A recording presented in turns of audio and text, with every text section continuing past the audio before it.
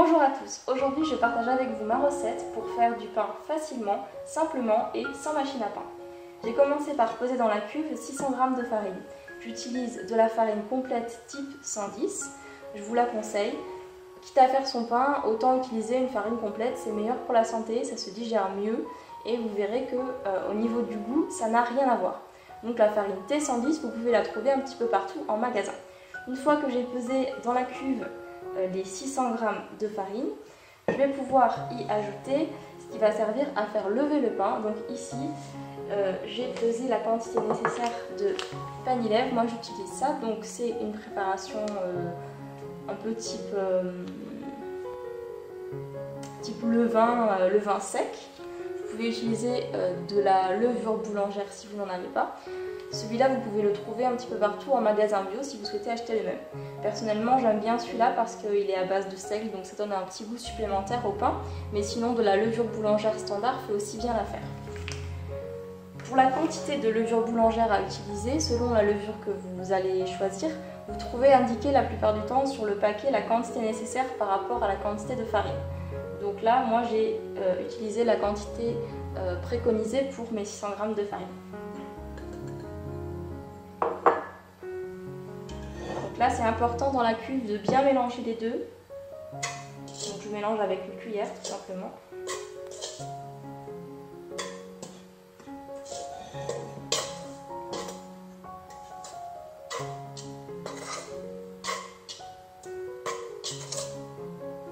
Voilà.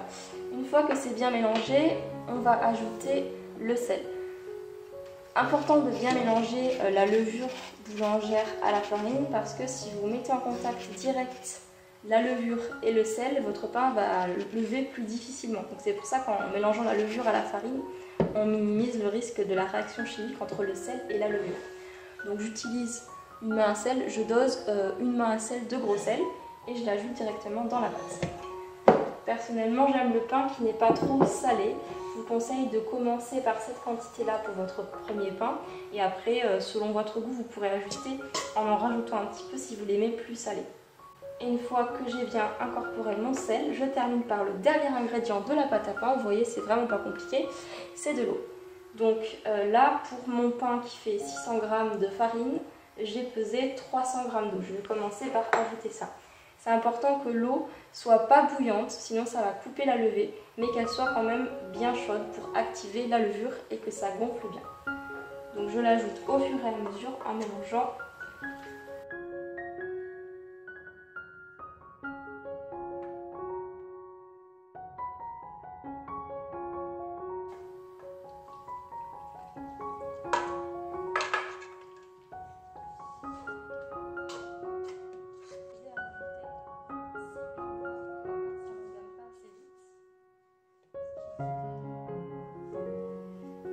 Pas à bien se fariner les mains pour pétrir.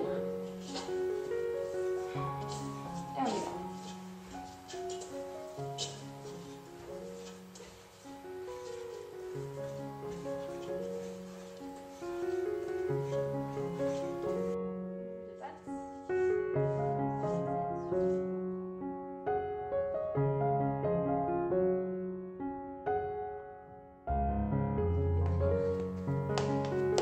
On appuie et on referme la boule. Donc on appuie et hop, on referme la boule.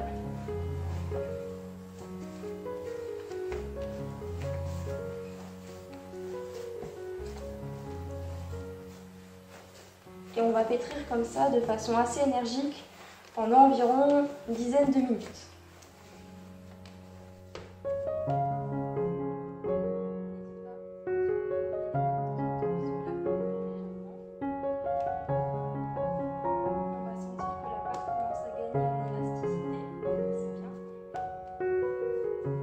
Après 10 minutes, ma pâte est bien pétrie, on voit qu'elle est très souple. On va pouvoir la mettre à lever. Donc, hop, on remet la boule de pâte dans la cuve et on couvre la cuve d'un torchon qui est propre et sec. Et on va laisser tout simplement comme ça pour la première levée. Donc, la première levée, c'est 30 minutes. Donc, les 30 minutes de la première levée sont passées. on va pouvoir récupérer notre pâte qui a déjà commencé à lever un petit peu.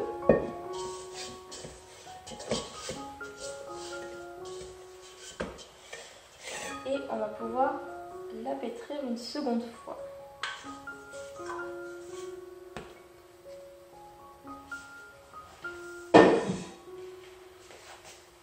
C'est très important de pétrir la pâte même si elle a commencé à lever pour chasser l'air parce que c'est ce qui va l'aider à bien gonfler, à bien lever et à ce que le pain soit bien homogène, qu'il n'y ait pas des craquelures dans le pain.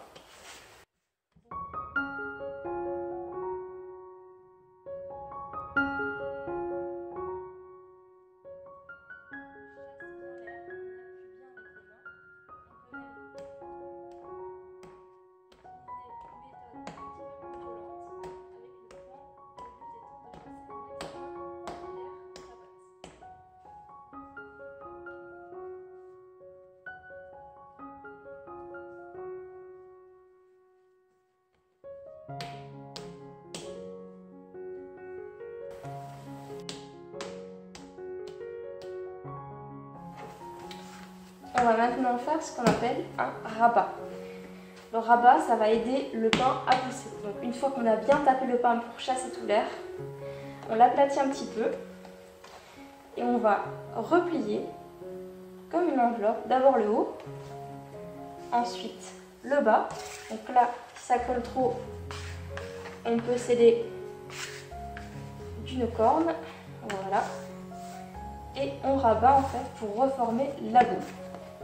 Voilà, donc on rabat le haut et les côtés.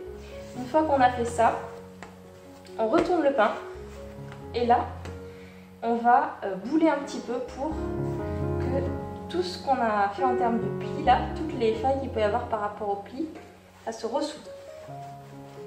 Là, on roule tout simplement la pâte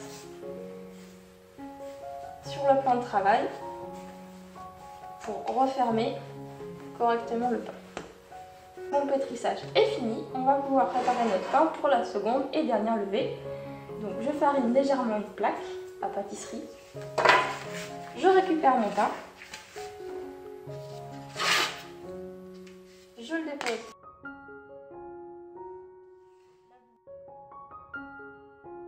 Ce qui m'a servi à... Et pour être sûr que le pain soit... Vous allez pouvoir la cuve et procéder aux finitions de votre pain.